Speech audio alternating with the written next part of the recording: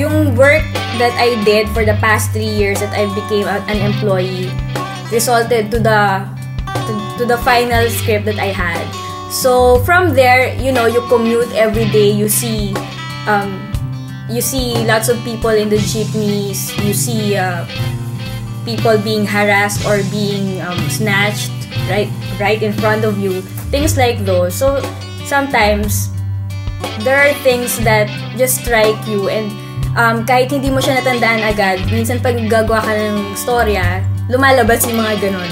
So doon ko in-incorporate lahat yung mga naging experiences ko as a worker. It's about a lot of things, like poverty, being a breadwinner to a family, being a friend. It's parang buhay ng isang typical na Pilipino na binubuhay ang pamilya, na nahihirapan pero lumalaban. Sinasabi nila ang bansa natin, Pilipinas mahirap, third world country.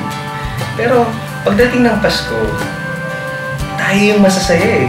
Makikita mo, kahit saan ka pumunta may salo-salo, kahit simbang gabi natin, makita mo paglabas, sama-sama kumakain yung pamilya ng puto bumbong. Isa lang yung binding factor, which is and not the music really. Kasi, naman, everybody uses tin can, be it the poor beggar, or be it somebody who produces it, or even the housewife who opens a tin can of sardines or corned beef kung sa syangka. There is such a reality inside and outside of the homes of people, tsaka sa streets. Kasi feeling ko parang may illusion ng mga tao eh, na sa labas ng mga kalye, sa labas ng kalye, sa tondo, sa Cubao, sa ganun, ang alam lang nila, nandun lang yung violence. Pero para sa akin, parang napakita nitong film na to na inside people and outside, literally in the streets, there is such violence.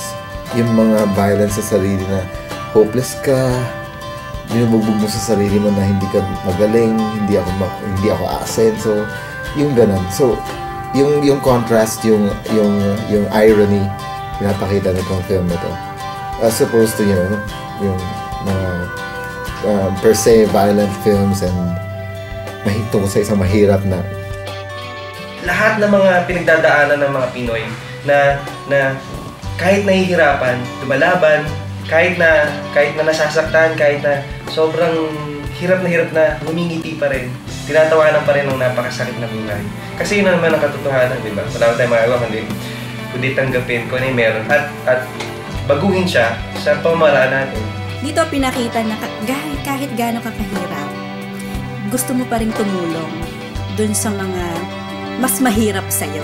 Although alam mo at tanggap natin sa sarili natin na 20 pesos lang ang laman ng bulsa natin. No?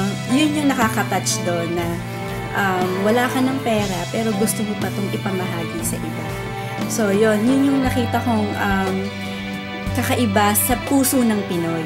Sa akin kasi more on the emotion na yung elements no, na nakikita ko or nabasa ko doon sa script, like yung street scenes, ganyan, tapos Christmas setting, mga nagka-caroling, mga nagsisimba, gano'n.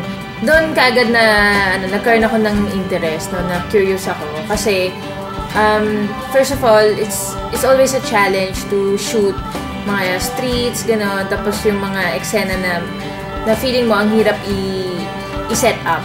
No? Ang hirap gawin na parang hindi natural.